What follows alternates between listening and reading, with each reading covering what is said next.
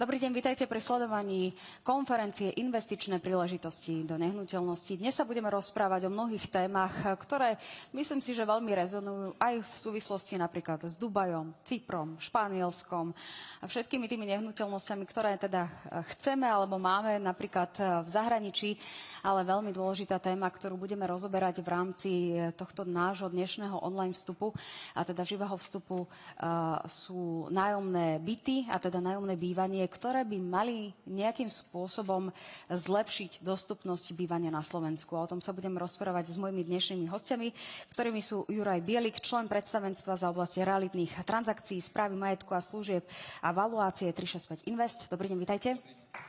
Dobrý deň. Vladimír Bakeš, predseda predstavenstva, generálny riaditeľ poisťovne Kooperativa. Dobrý deň, vitajte. Milan Lípka, generálny riaditeľ štátneho fondu rozvoja bývania. Dobrý deň, vitajte. Príjemný dobrý deň. A Eva Lisová, generálna riaditeľka agentúry štátom podporovaného nájomného bývania. Dobrý deň, vitajte. Dobrý deň, prajem. Pán Bakeš, poďme teda rovno k vám. Keď sa pozrieme na Kooperatívu, možno to ľudia si tak bežne nespájajú, že čo má Kooperatíva s nájomným bývaním na Slovensku. Prečo ste sa vlastne rozhodli pre nájomné bývanie a takýmto spôsobom podporovať nájomné bývanie na Slovensku? Takže musím povedať otvorene, že k tejto myšlienke sme sa dostali zhruba tak asi 30 rokov po našom vzniku, lebo ak si viete, že Kooperatíva je aj bola prvou súkromnou poisťovňou po zmene systému. Ale tak trochu po vzore aj našej materskej skupiny v Rakúsku, ktorá pred pár rokmi oslavila 200 rokov svojej existencie, tak tá sa už 40 rokov venuje investíciám do dlhodobého nájomného bývania.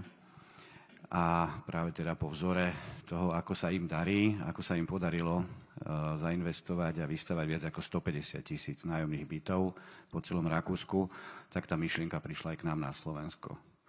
Je to spôsob diverzifikácie vlastne rizika zdrojov a aktív, ktoré poisťovne, penzijné spoločnosti majú.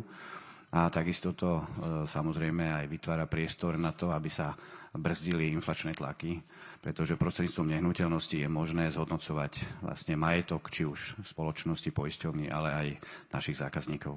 Ďakujem pekne, pán Belik. Vy ste ešte na začiatku toho celého procesu nejako Kooperatíva. Tak ako vy vlastne vnímate ten možno aj potenciál toho štátom podporovaného nájomného bývania a prečo teda zvažujete tento teda projekt, respektíve, že v čom je taký zaujímavý? Ako hovoríte, my sme síce na začiatku z pohľadu možno nejakých povolovacích procesov, lebo sme adeptom vlastne ako štvrtého investičného partnera štátu. Ako správcovská spoločnosť pôsobíme na trhu viac ako 30 rokov, respektíve minulý rok sme mali 30 rokov. Z toho ten náš najväčší realitný fond v objeme 1,5 miliardy je 19 rokov na trhu. Sú v ňom v podstate klasické segmenty, ja som troška zoširšia začal, ale prídem k vašej otázke. Sú v ňom vlastne klasické segmenty, ktoré v rámci realitného trhu investujeme. To znamená retail, office a logistika industriál. A logicky viac menej prirodzene prišla téma už 2 roky dozadu. To znamená, už 2 roky sa chystáme aj na nájomné bývanie. V rámci jedného fondu sme postavili za posledné obdobie 4 rokov sme postavili 600 bytov. Čiže to bol ďalší dôvod, ako keby, ktorý nás naštartoval vlastne rozmýšľať aj o tejto téme, dostať sa vlastne do segmentu dlhodobého nájomného bývania a viac menej podobne ako Kooperatíva vstúpiť ako inštitucionálny investor vlastne do tohto segmentu. Pani Lisová, my sme sa rozprávali pred rokom na našej konferencii, kde sme sa teda v zásade tak hovorili o takom úvode, čo sa týka štátom podporovaného nájomného bývania. Aký je aktuálny stav, keď vidíme, že tých investorov pribúda, ale tam sa vlastne aj menili podmienky pre nich, kto tam môže vstúpiť? Aktuálny stav sa zmenil, jednak sme vyvíjali legislatívu, jednak, ako hovoríte, upravili sme kritériá na vstup investičných partnerov. Ako pán Bielik hovorí, 4 už máme, vy už budete 5. v poradí, ktorý bude teda náš investičný partner. No a rozvinulo sa to presne, že môžu vstúpiť podielové fondy, ktoré teda sú spravované správcovskou spoločnosťou, takže sme veľmi radi, že budeme mať príležitosť na viacej v podstate projektov, ktoré môžu vstúpiť do systému, aby sme to Slovensko rozostávali. No a medzi tým mali sme pilotný projekt, ktorý teda nám vložila kooperatíva, ktorý obsadzujeme, na ňom sme vychytali veľa vecí, ktoré možno boli v pôvodnom systéme nastavené nejak a už vieme, ako to upraviť do budúcna. Upravili sme v tom zmysle aj legislatívu, otvorili sme možnosti aj pre ďalšie skupiny nájomcov, pre nejakých znevýhodnených a podobne. Ďakujem pekne, ešte sa k tomu dostaneme, ak ovocným sadom a teda akým spôsobom vlastne začína to nájomné bývanie, keď sa bežný divák pozerá na to, že štátom podporované nájomné bývanie možno úplne nevie rozlíšiť aj ŠFRB, a teda štátny fond rozvoja bývania, kde sa podporujú mesta a obce, že ten rozdiel, ktorý tu teda máme a akým spôsobom vlastne vy fungujete, pán Lípka, v rámci tohto podporovaného nájomného bývania. Ďakujem pekne. Takže ja som tu trošku tak vo slabovke, lebo kolegovia zastupujú to štátom podporované nájomné bývanie.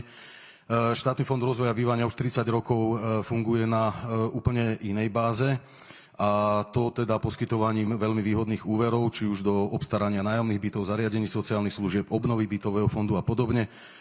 Dnes sa bavíme o nájomnom bývaní, čiže primárnym takým účelom, čo sa týka nájomného bývania a ŠFRB, je poskytovať úvery a k tomu ministerstvo dopravy prislúchajúci podiel 40% nenávratnej dotácie pre samosprávu na obstaranie, či už kúpu alebo výstavbu nájomných bytov.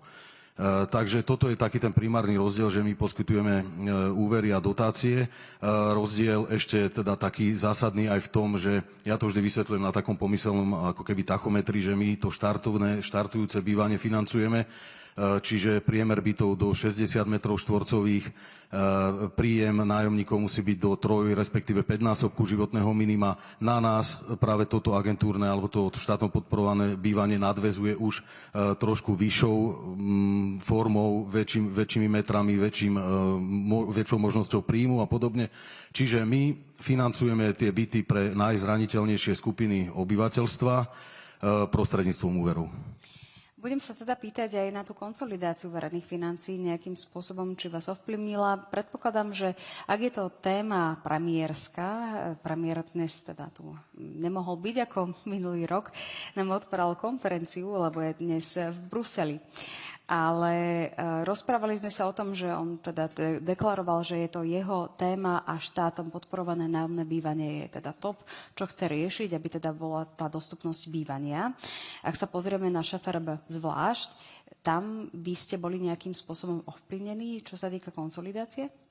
Áno, nie úplne priamo, pretože štátny fond rozvoja bývania hospodári už ostatné 2 roky so svojím rozpočtom a nie je napojený na štátny rozpočet, nie je dofinancúvaný ako v minulosti, ale zasiahlo nás to tým, že finančný tento nástroj je zložený, keď chceme obstarávať nájomné byty, alebo samospráva, keď obstaráva nájomné byty, tak 60% podiel celkových nákladov je úver zo ŠFRB a 40% je nenávratná dotácia ministerstva dopravy.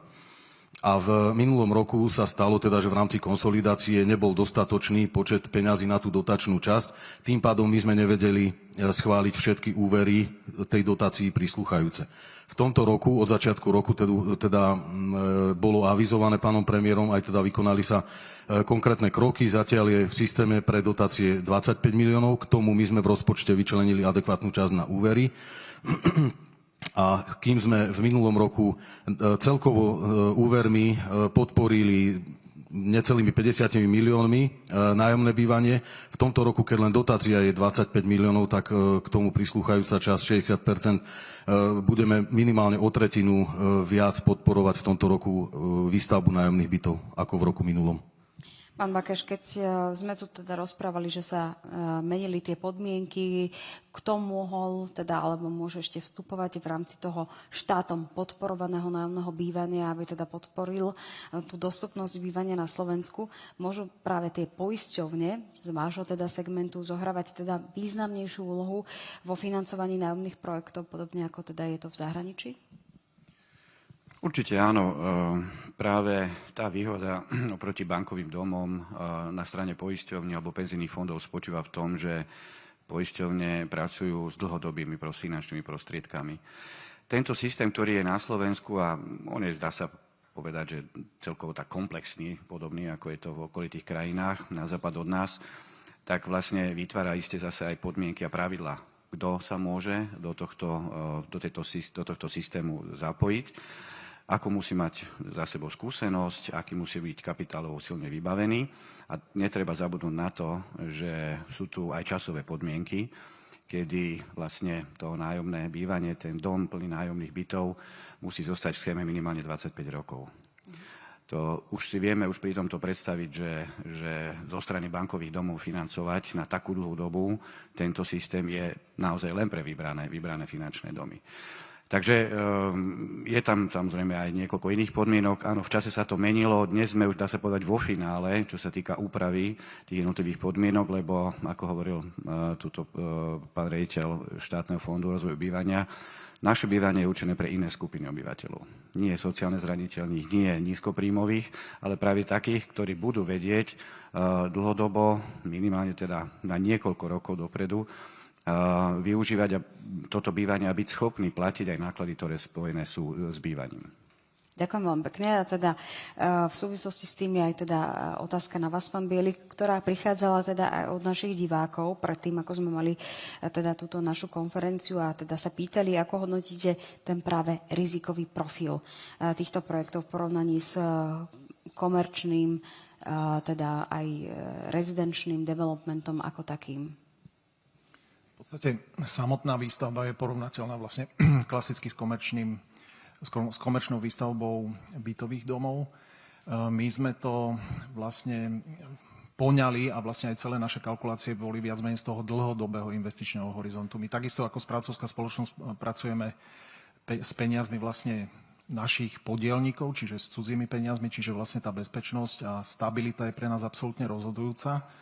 A hneď od začiatku viac menej sme si hovorili, je potrebné vytvoriť produkt, ktorý by bol vlastne aj zaujímavý pre inštitucionálnych investorov. A ja som dneska už aj spomínal vlastne tú Európsku investičnú banku alebo v podstate európske inštitúcie, ktoré by nám viac menej potom následne otvárali dvere aj k tým ostatným európskym inštitucionálnym investorom.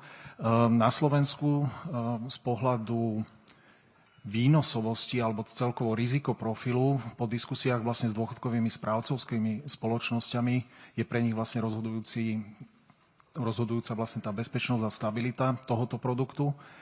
Ja naschvál hovorím produkt, pretože široká verejnosť to vníma ako nájomné bývanie, viac menej pre nich, ako keby to je ten target alebo ten cieľ dosiahnuť jednoducho dobre.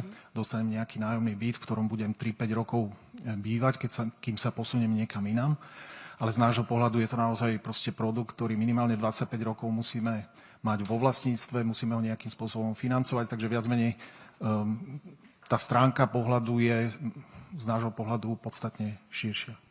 Poďme sa pozrieť, pani Lisová, na to, ako garantovať možno kvalitu bývania. To je teda dôležitá otázka.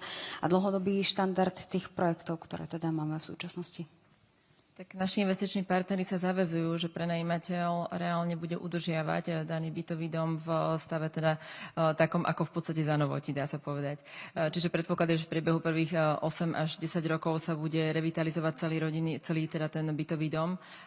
Tým, že naše byty sú v podstate zariadené, dá sa povedať komplexne, už sú tam všetky povrchové plochy dokončené, je tam sanita, svietidlá, kuchynské linky, dokonca vstavané spotrebiče. Kooperatíva to posunula ešte na vyšší level tým, že zariadila komplet celý byt aj nábytkom.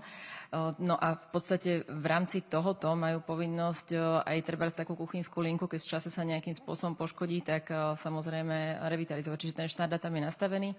Agentúra schvaľuje projekty s tým, že má svoj interný manuál, internú metodiku a teda na základe toho samozrejme kontrolujeme dodržiavanie všetkých tých zákonných predpokladov a podmienok a plus teda, ako hovoríme, tento vyšší štandard. To je práve ten rozdiel, ako hovoril pán riaditeľ, že my neposkytujeme sociálne byty. A to je to, čo stále aj vysvetľujeme spolu so ŠFRB, že vlastne sociálne byty sú niekde inde a toto je predsa len ten klasický komerčne ako keby trhový nájom s tým, že akurát je za regulovanú cenu. To chcem teda vysvetliť našim divákom, pretože prichádzajú stále tie otázky, pán Lipka, teda, že aký je rozdiel, veď tuto máme dlhé roky, máme ŠFRB, čo zase agentúra štátom podporovaného nájomného bývania vlastne robí, aký je teda ten rozdiel, prečo a stále nerozumejú, alebo respektíve, že tie cieľové skupiny asi nie sú teda správne zadefinované, respektíve komunikované, pán Lipka. Samozrejme, agentúra je pomerne nový nástroj, takže to povedomie pre ľudí nemôže byť také ako pri dlho zaužívaných nejakých inštitúciách štátnych, ale v podstate, ako som spomenul, my štartujeme, jednak teda rozdiel je tým, že my poskytujeme priamo financie. A i keď máme takmer 400 miliónový rozpočet ročne, tak nie je to dostatok, aby sme ten dopyt pokryli, pretože nefinancujeme iba nájomné bývanie, ale ako som spomenul aj obnovu, internáty, zariadenia sociálnych služieb, ubytovacie domy a podobne. Čiže asi určite bolo potrebné, aby ďalší nástroj vznikol.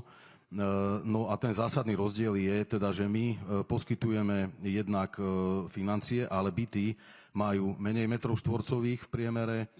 Cieľová skupina nájomníci musia mať nižší príjem ako tí agentúrni. A v konečnom dôsledku prevádzkujú to mestá a obce alebo iné právnické osoby podľa týchto našich pravidiel. A v podstate, čo je takou hlavnou výhodou, že samospráva napríklad, keď si zoberie úver zo ŠFRB, s 1% úroku nespadá to do celkového dlhu mesta a obce, pretože nájomníci platia nájom a z toho nájmu mesto obec platí splátku ŠFRB. Páči sa mi agentúrny nájomník. To je veľmi dobrý výraz. Neviem, či to je úplne korektné. Tak sme, že ŠFRB agentúra, tak ja to mám tak nejak zaužívam. V praxi, takže naozaj, že toto sú tie sociálne byty, kde je teda áno ten nižší, možno tie sociálne prípady a práve aj európske inštitúcie nám určitým spôsobom alarmujú, že na Slovensku sa staráme o tých, čo prepadnú tým sitom už na spodok. Čiže vlastne, ktorí už potrebujú to sociálne bývanie a aj na to je dávaný v podstate veľký zreteľ, aby sme sa zaoberali aj tými, ktorí sú na bežnom pracovnom trhu, ktorí sú normálne reálne zamestnaní, pracujú, majú príjem a to sú tí, ktorí potrebujú tiež to dostupné bývanie, ktorí potrebujú aj migrovať za prácou a o ktorých sa v podstate staráme my. My máme aj vlastne ilustráky, vidíme tam aj teda policajtov v rámci tých ilustrákov a teda aj vôbec spustenie toho nájomného bývania na Slovensku v rámci toho štátom podporovaného nájomného bývania. Pán Bakeš, ešte poďme na otázky z toho, čo sme vybrali v rámci našich divákov. Môžu poisťovne, teda ako vnímate riziko spojené s nájomným bývaním z pohľadu poisťovacieho sektora? Keď sa pozrieme na to nájomné, na tých ľudí, akým spôsobom platia a podobne. Tak čo sa týka toho teda podporovaného nájomného bývania, tam je určite nezastupiteľná úloha agentúry v tom, že agentúra robí screening, výber a schvaľuje tých, ktorí majú záujem o takéto bývanie. Tých podmienok je tam asi 16 alebo 17. Takže by sa do toho nájomného systému podporovaného mali dostať naozaj ľudia, ktorí nemajú problém, ja neviem, s finančnou správou alebo nejaké záväzky voči sociálnym, zdravotným poisťovňam. Ľudia, ktorí majú prácu, majú príjem, s ktorým budú môcť kryť svoje potom výdavky spojené s týmto typom bývania. My pri našich kalkuláciách vychádzame z toho, že tá obsadenosť by sa mala pohybovať niekde na úrovni 95%, lebo nemôžeme ideálne myslieť, že tie byty budú vždy na 100% obsadené a práve pri tých našich kalkuláciách vychádzame z toho, že tá návratnosť investovaného kapitálu z našej strany by mala byť v rozumných medziach. Nepracujeme s desiatkami percent per annum, to v žiadnom prípade. Tie naše očakávania sa pohybujú niekde na úrovni návratnosti 4 až 4,5% v hrubom vyjadrení ročne. Počkajte, aj tie ovocné sady, ktoré sú teraz v súčasnosti, sú obsadené na aké percento? Tie sú teraz práve s ohľadom na to, že čakáme na zmenu alebo doplnenie úpravu podmienok vlastne tých kritérií vstupu do tohto systému. Viete, Zadefinoval sa nejaký maximálny 8-násobok životného minima ako príjem pre takéhoto uchádzača. Je KO kritérium, ak zarába viacej, ale je rozdiel zarábať 8-násobok životného minima v Bratislave a je rozdiel ho zarábať povedzme v Nitre alebo v Banskej Bystrici. Takže tam čakáme, že sa tieto veci budú upravovať a takisto aj pre niektoré vybrané skupiny záujemcov zo strany verejnej a štátnej správy by sa mal tiež tento limit posunúť vyššie. To je vlastne rozdiel v tom ponímaní, že naozaj to sú ako keby štartovacie byty pre mladú a strednú generáciu. Nechcem vylúčovať iné staršie generácie, ale naozaj ísť do takéhoto bytu, keď som na konci aktívneho pracovného života, už asi veľký zmysel nedáva. Ale je to pre mladú a stredne mladú generáciu, ktorí chcú prísť za prácou, ktorí jednoducho nechcú bývať v komerčnom nájme, ktorý je okrem iného o niečo vyšší ako tento regulovaný nájom. A okrem toho majú možnosť získať samozrejme aj od svojich zamestnávateľov príspevok do výšky, myslím, 5,23 eur na meter štvorcový a ten by sa mal každoročne valorizovať. Takže to sú tie výhody. To je tá ako keby tá nepriama podpora štátu v tom, že umožňuje jednak regulovať ten nájom, aby nebol ten apetít investorov príliš vysoký a samozrejme ten príspevok, ktorý dnes tak či tak dostáva veľmi veľa zamestnancov štátnej verejnej správy rôznymi formami, tak aby mal aj takúto úlohu, pričom príspevok je oslobodený od daní a odvodov. My v prípade ovocných sadov rozprávame o Bratislave, teda kde sa podporujú nájomné byty. Hovoríme teda o zvyšku Slovenska? Určite áno, naše investičné zámery sa netýkajú len Bratislavy. My dnes sme vlastne v týchto dňoch dokončili, skolaudovali a zapísali do katastra nehnuteľnosti aj Žilinský projekt, kde je 120 bytov, úplne novo postavených. Mimochodom, my sme začali už s nájomným bývaním predtým, ako vôbec táto schéma utrela svetlo sveta. My máme už nejaké aj komerčné nájomné bytové domy v Košiciach, v Trnave. Takže my sme len nadviazali na to, čo už sme vlastne predtým realizovali. Ale máme záujem logicky sa rozvíjať vo všetkých minimálne krajských mestách Slovenska. Je to potenciál teda potenciál. Aj v iných krajských mestách? My sme robili prieskumy záujmu v krajských mestách mimo Bratislavy, a hlavne u tej kategórie 25 až 40 rokov veku, takí, ktorí bývali ešte, povedzme, s rodičmi, alebo teda nie vo vlastnom, 27% záujemcov sa vyjadrilo, že si vedia predstaviť ísť bývať do nájomného bývania. To je, myslím si, slušne percento. I keď kultúra vlastníctva nehnuteľnosti a strechy nad hlavou na Slovensku je veľmi silná, tak zdá sa, že naozaj sa tu už začína preražať ten faktor toho, že tí mladší, stredne mladí ľudia majú záujem a vedia si predstaviť bývať na nájomnom bývaní aj viac ako rok, 2, 3, ale jednoducho ísť tam na 10 ročia. Tak predpokladám, že to bude viac aj napríklad v Košiciach s príkladom Volva napríklad. To je jedna časť, ale budeme pokračovať v tejto diskusii, ale už teda mimo živého vysielania. A v rámci tohto nášho živého vstupu sme teda mali taký úvod, ale my budeme pokračovať, ale aby ste niečo teda nepremeškali aj vy, ako naši diváci teatri, tak budeme vám prinášať v rámci nášho celého vysielania počas celého dňa v rámci spravodajských blokoch reportáže. Sme aj na sociálnych sieťach, kde budete mať informácie práve z tejto konferencie a tú sumárnu reportáž v rámci celého dňa nájdete v hlavných správach o 18:30. Som veľmi rada, že ste boli v rámci tohto živého vysielania s nami. Majte si pekne dovidenia a teda odovzdávam slovo do štúdia.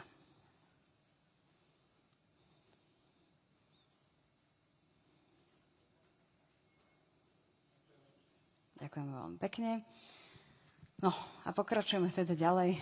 Zvyknem hovoriť, že ako je to naozaj, ale myslím si, že v tomto prípade že sme asi nezavádzali úplne divákov. Mali sme rôzne témy, kde možno trošku.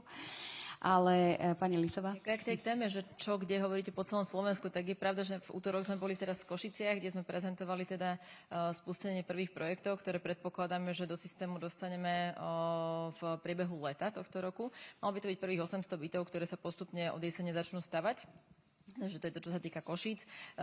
Máme ohlásené teda do budúcna projekty od investičných partnerov práve aj v Nitre. Hovoríme tiež o Žiline, aj nielen teda tomto bytovom dome, ktorý je teda, chvála Bohu, už skolaudovaný a budeme môcť ho konečne do systému a tešíme sa na to veľmi, lebo práve v tej Žiline je veľmi veľký záujem. tých záujemcov je tam cez 1500 ľudí, ktorí sú už teraz momentálne v systéme so záujmom práve o okres Žiliny, takže tých 121 bytov bude také naozaj štartovací a očakávame aj ďalšie projekty v Nitre a tiež aj v zvyšok Slovenska, čo teda už potom budú predstavovať samozrejme naši investiční partneri. Ďakujem pekne, pán Bilík. Ja by som doplnil, že my v podstate okrem krajských miest v rámci našej investičnej politiky sme sa rozhodli robiť aj okresné mestá, respektíve jedno z tých hlavných kritérií je viac menej zamestnávateľia v tej danej lokalite, lebo tam vnímame vlastne ten potenciál, aby sme naozaj naplno využili vlastne všetky tie možnosti, ktoré vlastne štátom podporované nájomné bývanie ponúka. My sme aktuálne v diskusii, viac menej tvoríme tzv. Tú našu pipeline budúcich projektov v časovom horizonte zhruba 5 rokov. Zdroje, ktoré chceme vlastne do toho dať, sú zhruba 300 miliónov eur. To znamená vlastne vklady našich podielnikov. Keď to prerátame vlastne na celkové projektové náklady, bavíme sa zhruba asi investícií v objeme 800 miliónov eur, čiže zároveň vlastne podporujeme aj stavebný priemysel tu na Slovensku. A aké okresné mestá sú to? Je to individuálne, tvoríme vlastne tú pipeline, to znamená, že tam to nie je len o tom, že dobré krajské mesto, okresné mesto, ale môže to byť aj menšie mesta, alebo viac menej základnou podmienkou, ktorú dávame vlastne aj developerom, ktorí to budú stavať, pretože my sme finančná inštitúcia, my stavať nič nebudeme. Túto službu vlastne viac menej outsourcujeme, tak sú vlastne naozaj príprava celého toho projektu aj v duchu zamestnávateľov, akí sú viac menej v tom danom mikroregióne a potom samozrejme potenciálnych nájomcov. Naozaj si spraviť vlastne ten prieskum. Ako náhle sa staneme vlastne členom agentúry, tak vlastne s nimi tiež otvoríme tú diskusiu z pohľadu potenciálnych nájomcov ako fyzické osoby. Ja len preto teda som sa snažila teda od vás dostať nejaké možno mesto alebo teda v rámci toho okresu, aby sme sa viac posunuli od Žiliny ďalej na východ, aby sme vlastne všetkých ešte v tom živom vysielaní. Ale teda... Košice už boli spomínané.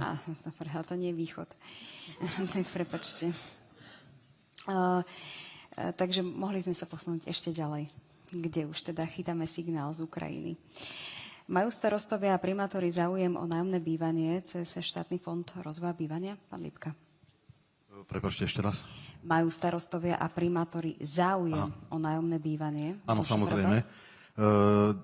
Oproti minulému roku je ten záujem ozaj razantný, najmä vďaka tomu, že už hneď na začiatku roku zaznela informácia z úradu vlády, že sa posilní finančne dotačná schéma Ministerstva dopravy. Takže od začiatku roka naozaj desiatky starostov som odkonzultoval, aj kolegovia, čiže buď majú pripravené projekty tie, ktoré minulý rok schválené neboli, alebo pripravujú nové a teda snažia sa, aby to podali ešte v tomto roku, lebo naozaj je to veľmi dobrá správa, že na tú dotačnú časť sa našlo toľkoto zdrojov. Ak bude dopyt, to uvidíme ešte do mája, že aký bude, tak možno sa to aj finančne ešte posilní. Takže záujem určite je. Máme tu aj teda anketové otázky, ktoré kladieme v rámci nášho panelu. Ako hodnotíte efektivitu súčasných investícií a politik podporujúcich nájomné bývanie na Slovensku z pohľadu reálneho nárastu ponuky a vplyvu na ceny bývania, čo teda budeme riešiť v tom našom ďalšom paneli? Nízka efektivita investície neprinášajú citeľné zmeny v ponuke ani cenách, 64%. Stredná efektivita, teda pozitívny trend, existuje, no zatiaľ teda bez výrazného dopadu na cenu a vysoká efektivita zatiaľ nemala ani jeden pozitívny klik v tomto prípade. Čiže ak sa rozprávame o dostupnosti, pán Bakeš, dostupnosti bývania na Slovensku ako takého. Hovorili sme tu aj o generačných teda domoch a podobne, to, že sa osamostatňujeme neskôr. Myslím si, že v tej tabuľke sme asi najhorší. Čo sa týka toho osamostatnenia, tak asi to neprispieva k dostupnosti bývania na Slovensku. Je to dané trošku aj historicky, lebo stupeň urbanizmu na Slovensku je asi jeden z najnižších v rámci celej Európy. Keď sotva 52% ľudí žije v mestách a 48% ľudí žije na vidieku.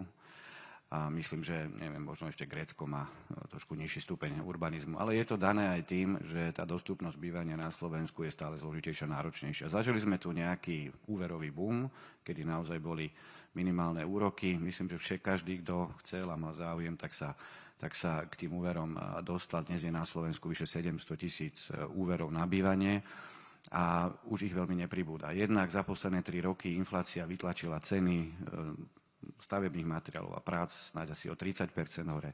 Zažili sme tu rôzne problematické časové pásma, kedy lietali stavebné materiály plus minus 50-100%. Teraz sa to nejakým spôsobom trošku aspoň tá dynamika ukludnila. Ale treba povedať, že keď ste sa pýtali dostupnosť bývania, že kde a v akých mestách. No samozrejme, tá kúpna sila, tie možnosti, ktoré ťahajú hlavne tú mladšiu strednú generáciu do miest. Či už z východného Slovenska, zo stredného, z juhu Slovenska, je tu prevláda tento faktor, že v mestách sa hľadajú príležitosti. Dnes máte v krajských mestách tisíce bytov a v Bratislave desiatky tisíc bytov, ktoré sú komerčne prenajímané. A nie len pre tých, čo bývajú kvôli práci, ale aj pre študentov a pre ktorékoľvek skupiny. A práve toto chýba na Slovensku.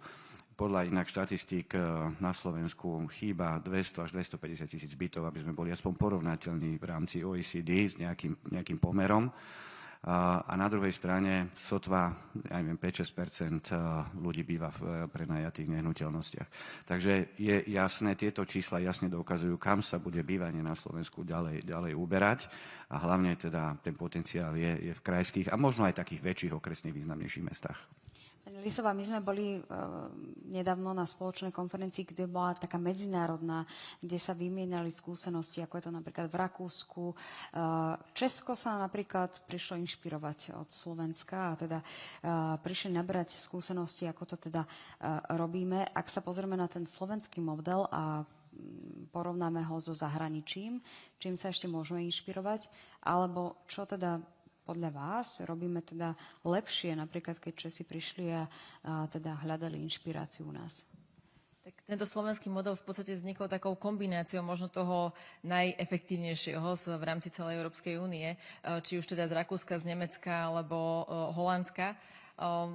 Reálne najviac teda asi to, čo zaujalo našich českých partnerov, bolo to, že v podstate fungujeme tou kombináciou toho verejného a súkromného sektora, že tie financie z toho súkromného sektora v spolupráci práve s tým štátom vytvárajú tie možnosti na realizáciu projektov.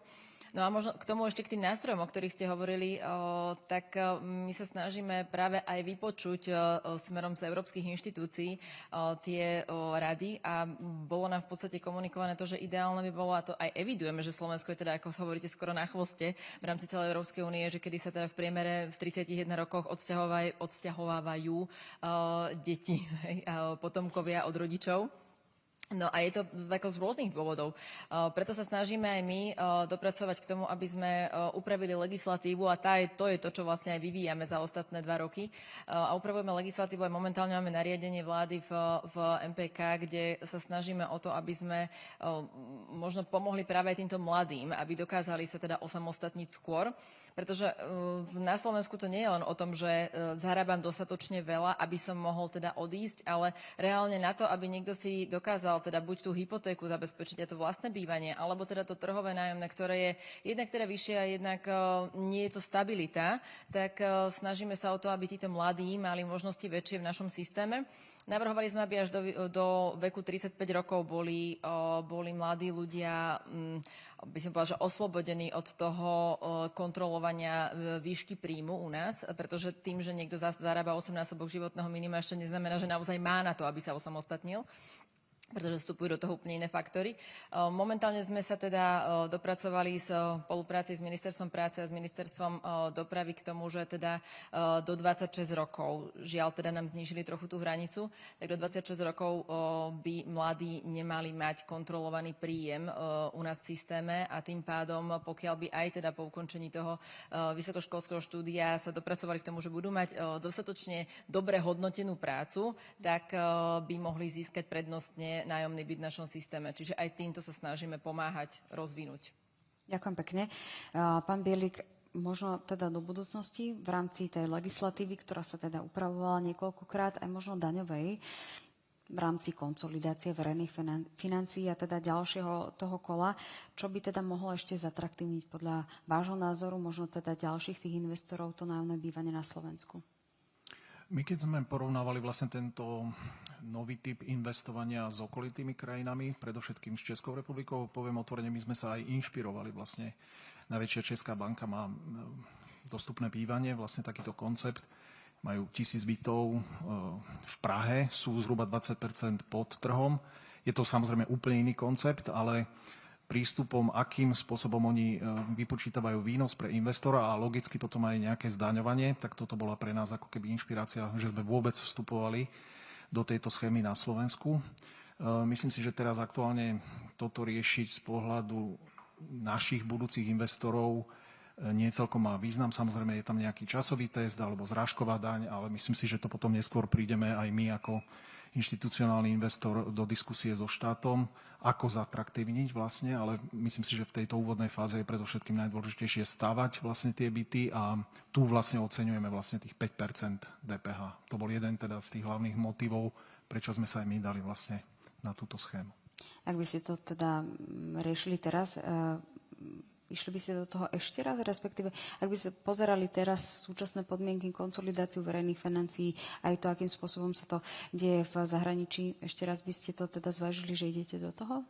My sme, a ono tá diskusia vlastne bola, aj pani Lisová to spomínala, že vlastne Česi sa prišli inšpirovať, my sme boli rok dozadu v naozaj veľmi intenzívnej diskusii s Európskou investičnou bankou, Európsky investičný fond, kde sme rozdiskutovali tento model, dali nás viac menej do pozície, že dobre, rozbehnite to tu na Slovensku a môžeme potom ďalej pokračovať v diskusii, čo sa týka ďalšieho financovania. Ale keď sa vrátim späť k vašej otázke, tak to nie je to takto postavené. My to vnímame ako dlhodobý projekt a keby som to mal spätne hodnotiť treba pri klasickom, komerčnej výstavbe rezidenčných projektov, tak my sme vlastne celé tie 4 roky, tých 600 bytov stavali presne, ako pán Bakeš spomínal, ako ceny materiálov narastli, inflácia bola gigantická, vlastne bolo aj obdobie covidu, úrokové sadzby išli hore. Viac menej všetko hralo proti nám a viac menej sme sa dostali, tam sme boli ako keby prešli tým ohňom, alebo teda nejakou skúškou toho ohňa. Vnímam to v rovine konsolidácia je nevyhnutná záležitosť. Nechcem ísť viac menej do tejto témy, ale z nášho pohľadu je to krátkodobá, strednodobá záležitosť a my vnímame celý tento produkt alebo celý tento model ako dlhodobú záležitosť. Pán Bakeš, rovnaká otázka, ale teda zároveň teraz rieši Európska komisia výrazne tému nedostupného nájomného bývania na úrovni teda všetkých európskych štátov, chce tam presúvať peniaze a podobne. Tá téma ale je tu dlhodobá, niekoľko rokov a teraz sa v zásade zobudili a povedali, že máme vlastne nedostupné bývanie, nie len na Slovensku, ale v rámci Európskej únie a teraz to chcú nejakým spôsobom riešiť, ale ten problém tu je niekoľko rokov. Ten problém je tu už dlhšie ako len roky, ale možno aj 10 ročí. Ono totiž to asi väčšia polovica európskych krajín má svoje systémy podpory takéhoto nájomného bývania, sú rôzne. A nakoniec sa teda naozaj Európska komisia rozhodla vytvoriť aj samostatnú funkciu eurokomisára práve pre dostupnosť bývania. Myslím, že minulý rok, alebo kedy vlastne sa vykreovala táto pozícia. A cieľom je asi trošku harmonizovať tie princípy a systémy, aby jednak tam boli dodržané pravidlá, hovoríme takej tej rovnocennej hospodárskej súťaže, lebo ozývali sa také názory, že však teda ten investor má 5% DPH, ale aj v tých ostatných krajinách niekde je 5,5, niekde 6, 7, no maximálne 10% na DPH je na výstavbu v tých krajinách Európy, kde takýto model funguje. Bolo by škoda, keby sme prišli o túto výhodu, lebo predsa len vám to na úvod zlacňuje tú investíciu do výstavby. Že negatívne sa pozerali na to, že je to 5% podpora? Nie, práve preto, že v mnohých krajinách sú rôzne úrovne, rôzne schémy podpory. Niekde je možno vyššie DPH, ale napríklad na druhej strane máte regulovanú cenu pozemkov pre takýchto investorov. Uvediem príklad z Viedne, ktorá dáva systém, alebo do tohto systému prispieva vlastnými pozemkami mestskými. ale aj regulovaná cena pre investorov maximálne 180 eur na meter štvorcový. Kde v Bratislave kúpite za 180 eur meter štvorcový? No nekúpite. Všetko je tu drahšie. A hovorím o Viedni. Takže tie výhody niekde inde v tých krajinách takýmto spôsobom ponúkajú mesta, obce, vyššie územné celky, nehovoriac o tom, že sú mnohé také projekty, kde infraštruktúru kompletne buduje verejná správa. To nie je na pleciach investora. U nás si od vás pýtajú križovatky, pripájacie, neviem, a ešte semafory stavať a tak ďalej. Takže to je tiež veľký rozdiel v tom, ako sa k tomuto pristupuje v iných krajinách a ako zatiaľ je to dnes u nás. A nehovoríme o jednom dôležitom faktore. My sme veľmi uvítali myšlienku, že pre tento systém, pre túto schému sa vytvoria samostatné úrady po Slovensku, stavebné úrady, ktoré sa budú vedieť aj profesionálne vyjadrovať k tým projektom, lebo on má mnohé špecifika, tento projekt podporovaného bývania. A na druhej strane schvaľovacie procesy na Slovensku, to je asi každému, kto je dnes tu v sále jasné, trvajú neúmerne dlho, nekonečne dlho, čo vám len predražuje celkovú tú výstavbu a môže to niektorých tých investorov, my sme trpezliví, ale pre tých novších začínajúcich to môže spôsobovať naozaj veľmi hlboké vrásky na čele. Takže aj tu je treba v tomto smere urobiť významný posun. Sú to aj otázky cez slido.com. Vie sa aj štátny fond rozvoja bývania inšpirovať krajinami v rámci Európskej únie ohľadne nájomného bývania? My sme si tak zo 2 roky dozadu urobili analýzu, kde sme si prešli viaceré krajiny Európy, či už nám mentálne bližšie a teda menej rozvinutý systém nájomného bývania, teda Poľsko, Česko, Maďarsko, alebo krajiny, kde je viac a dlhodobejšie rozvinutý systém nájomného bývania, ale teda mentálne myslím tým tak, že nie tak upnutí ľudia sú dlhodobo na vlastníctvo, čiže Nemecko, Rakúsko, nejaké severské krajiny a podobne. A teda s cieľom nadobudnúť nejakú vedomosť, skúsenosť alebo inšpiráciu, že čo by sme mohli vylepšiť. Nejaké drobnosti sme tam našli, ale v podstate, čo sa štátneho fondu rozvoja bývania týka, tak tento model je jedinečný. Od toho 96. za 30 rokov je v systéme nakumulovaných 2,4 miliardy, myslím. Celkovo úvery boli poskytnuté už za viac ako 4 miliardy eur, čiže nič lepšie sme do tohto modelu z tej nejakej vzorky európskej nevedeli vložiť, ale samozrejme nejaké vylepšenia drobné sú v pláne. Takže tento model je zatiaľ veľmi dobre fungujúci a už možno iba, keby bolo viac peňazí, tak vedeli by sme, čo s nimi. Lebo keď nadviažem na tú debatu, že teraz sa teda začalo riešiť nájomné bývanie po 10 ročiach a malo sa to koncepčnejšie, dlhodobejšie riešiť, tak príde čas, keď si toto isté povieme so zariadeniami sociálnych služieb, so senior housami, ktoré sa síce podporujú, ale zatiaľ nevieme, či v dostatočnej miere a raz môže prísť ten bod, že je ich veľmi málo a už je to akutné a bude to treba takýmto spôsobom tiež riešiť. Ešte zostanem pri vás, pretože otázka v ŠFRB ste urobili nejaké zmeny, aby ste podporili viac kolegov. Poprosím, aby som mi vrátila tá otázka, lebo som ju nevidela. Aby sa viac nejaké zmeny, aby samosprávy vedeli lepšie zrealizovať svoje projekty? Áno, so samosprávou tá práca je za môjho pôsobenia koncepčná, o to sa snažím, pretože z toho prostredia samosprávy som zišiel a je mi veľmi blízka, takže samozrejme starostom a primátorom sa snažíme výjsť čo najviac v ústretí, pretože vnímame ich neľahkú finančnú situáciu, slabé personálne, technické, finančné zabezpečenie miest a obcí a preto teda pracujeme stále, ešte nie je na svete, ale už v priebehu pár mesiacov bude katalóg projektových dokumentácií, aby naozaj v tejto dobe, kedy nevieme predvídať, tá predvídateľnosť tu chýba, pretože tá doba nielen na Slovensku, ale celkovo vo svete nie je veľmi taká dynamická a nechcem, aby robili tí starostovia šuflíkové projekty, oni to tiež nechcú, lebo nemajú na to dosť peňazí.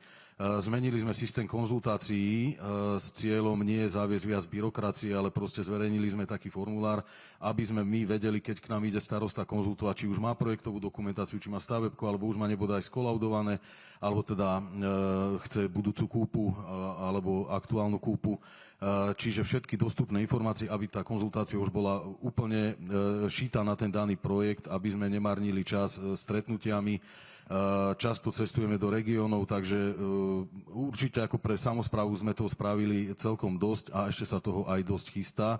To ale neprezradní teraz, niekedy od budúceho mesiaca taký nový projekt zrealizujeme. Už som bola na viacerých konferenciách s vami, vždy poviete, že neprezradím, čakám. Joj. Musíte to povedať na tých konferenciách. Prečo sa byty určené na nájomné bývanie neprenajmajú komerčne, kým sa obsadia nájomníkmi, ktorí musia prejsť procesom schváľovania? Prečo nie sú komerčné? Tak reálne, ako náhle sa projekt schváli v rámci agentúry, tak v podstate tie byty, ktoré sú alokované, tak už v podstate majú ísť týmto práve nájomcom našim. V našom pilotnom projekte teda bola ešte situácia, že tým, že povedal som, že agentúra sa rozbehla teda skôr, ako bolo očakávané a náš investičný partner už mal prenajatú časť projektu. Takže tým pádom vlastne zotrvali tam ľudia ešte v tom najmä. My sme v prvom kole reálne aj mali iba niečo cez polovicu v podstate bytov, ktoré išli do prenajmu a teda ďalšiu časť budeme realizovať záväzný záujem v priebehu najbližších týždňov, hneď potom ako spustíme portál nájomného bývania, pretože to je veľká zmena v rámci agentúry a je dôležité, aby to ľudia vedeli, pretože teraz sme mali teda aj s týmto pilotným projektom, ako stále ďakujem kooperatíve, že nám toto umožnila a teda trochu mala aj strpenia s nami, lebo bol nastavený proces veľmi byrokraticky, veľmi náročne. Tým, že nebol informačný systém na agentúre, tak ľudia museli reálne posielať všetky potvrdenia a všetko poštou. Mali na to samozrejme lehoty a ešte tým, že pôvodne bola snaha o to byť prudko proklientský, tak vlastne si každý mohol vybrať konkrétny byt v rámci toho bytového domu. No a tým pádom my sme mali v prvom kole 68 bytov a teda 68 poradovníkov. A ako náhle vlastne sa potvrdil teda jeden záujemca na daný byt, ktorý teda prešiel tým dlhodobým overovaním, lebo reálne to 2 mesiace trvalo, kým nám doručil všetky podklady a tak, išiel na obhliadku, náhodou sa udialo niečo, že proste nedal mu zamestnávateľ buď príspevok, alebo teda sa mu zdala cena za poplatky spojené s nájmom vysoká, alebo čokoľvek tam sa udialo, tak išiel nám naspäť znova do systému ten byt a zase, kým sme prešli celé to kolečko, tak to obrovsky dlho trvalo. A teraz vlastne, ako sa spustí portál nájomného bývania, tak už všetko pôjde, jednak budeme mať integrácie na informačné systémy verejnej správy, čiže budeme ťahať informácie o či financiách alebo o sociálnej poistení, o čomkoľvek z týchto informačných systémov verejnej správy. A to, čo nebudeme vedieť získať, tak nám nahrajú len online do systému ľudia. Čiže bude to v podstate v čase hneď vybavené a nebudeme musieť čakať tie dlhé doby. Čiže aj v tomto je to veľmi veľký progres a verím tomu, že teda aj to celkové obsadzovanie tých bytov bude oveľa rýchlejšie, promptnejšie. Poďme teda ešte na otázky, ktoré nám pribudali. Kto bude znášať náklady na dlhodobú správu budov po 10-15 rokoch? Je v nájomnom zahrnutý dostatočný fond oprav na udržiavanie energetického štandardu? Áno, prenajímateľ je povinný vlastne dodržiavať ten štandard, o ktorý ste sa pýtali, a takisto aj v nejakých tých časových odstupoch realizovať aj úpravu alebo rekonštrukciu, prípadne teda upgrade úrovne toho bývania v bytovom dome. Takže to sú veci, ktoré sú zahrnuté aj potom tých štandardných poplatkov, ktoré nájomca platí ako také. Takže na to sa určite myslí, na to sú tiež predpisy, regule a naozaj sa myslím, že je aj také prirodzené, nemalo by to vyplývať len z predpisov, ale ten prenajímateľ by sa mal naozaj starať o to, aby ten dom, aby tie byty, pokiaľ je to objektívny problém, tak aby boli spravované kvalitne. Jednak je to vec reputácie, je to samozrejme aj úrovne toho bývania.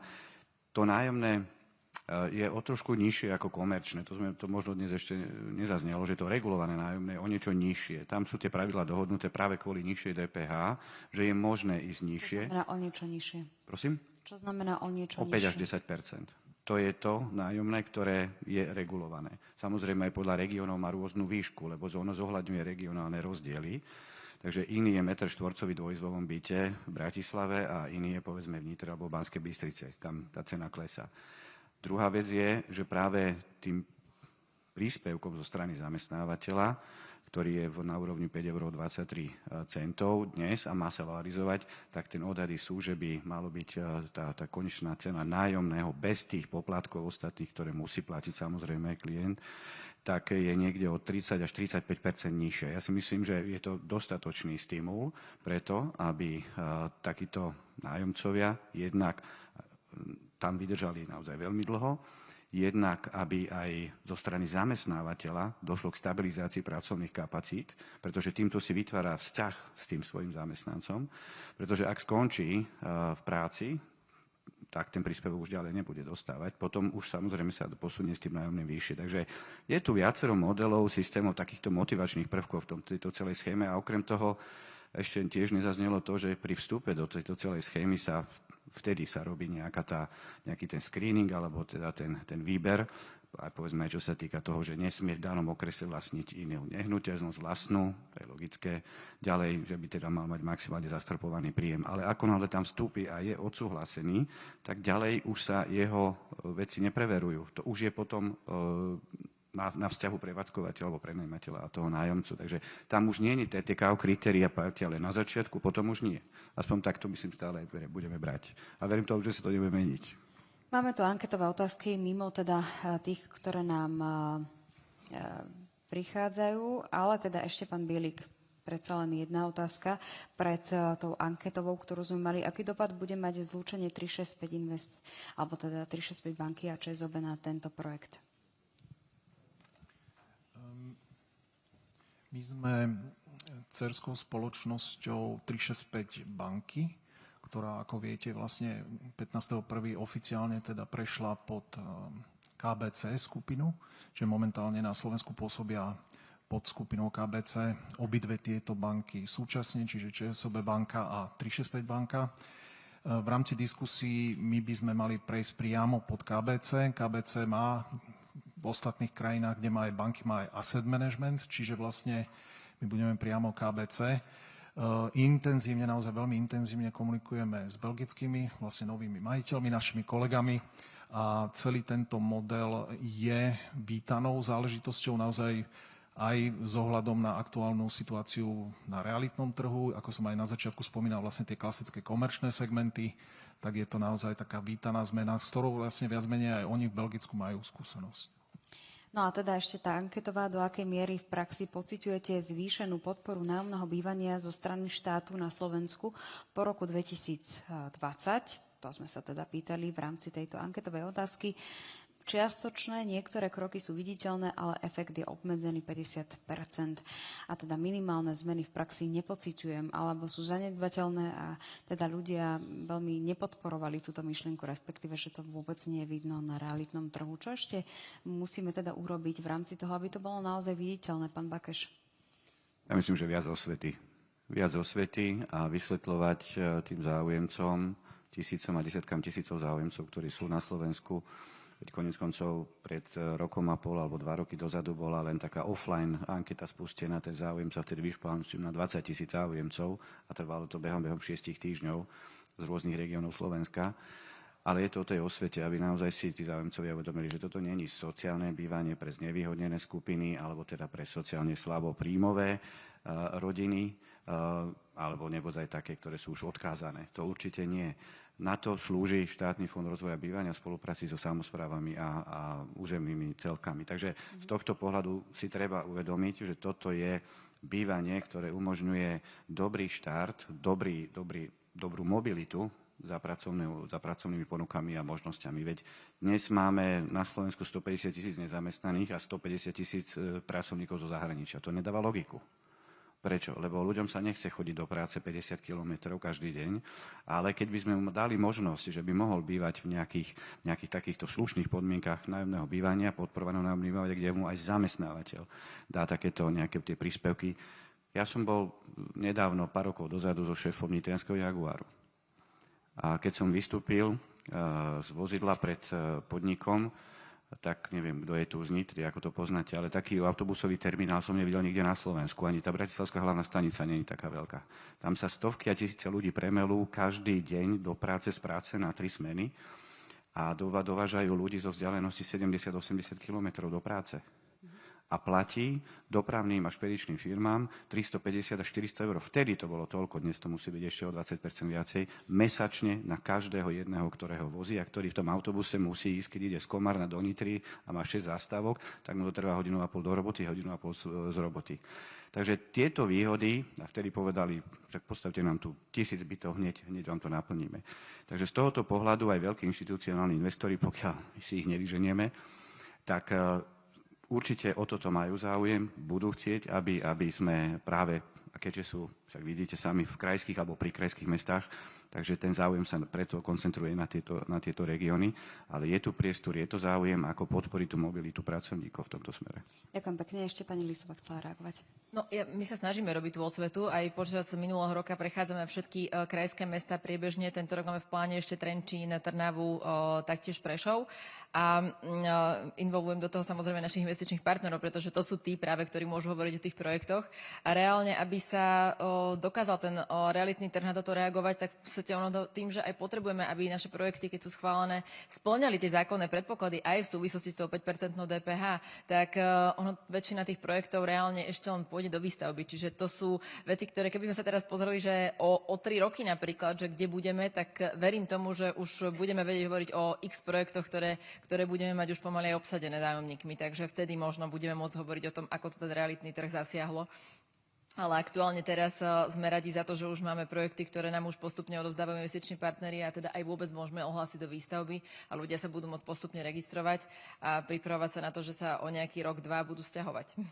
Ďakujem veľmi pekne. Dámy a páni, ďakujem za túto diskusiu. V rámci tohto nášho prvého panelu o nájomnom bývaní budeme pokračovať ďalším panelom o tom, ako sa vlastne vyvíja situácia na realitnom trhu vo všeobecnosti, aj teda v rámci tých komerčných nehnuteľností. My sa budeme presúvať teda do inej miestnosti v rámci našej tlačovej konferencie. Mojimi hostiami boli v tomto paneli Eva Lisová, generálna riaditeľka agentúry štátom podporovaného nájomného bývania. Ďakujem za pozvanie. Milan Lipka, generálny riaditeľ štátneho fondu rozvoja bývania. Ďakujem. Vladimír Bakeš, predseda predstavenstva a generálny riaditeľ poisťovne Kooperativa. Ďakujem za diskusiu. A Juraj Bielik, člen predstavenstva za oblasti realitných transakcií, správy majetku a služieb a valuácie 365 Invest. Ďakujem veľmi pekne.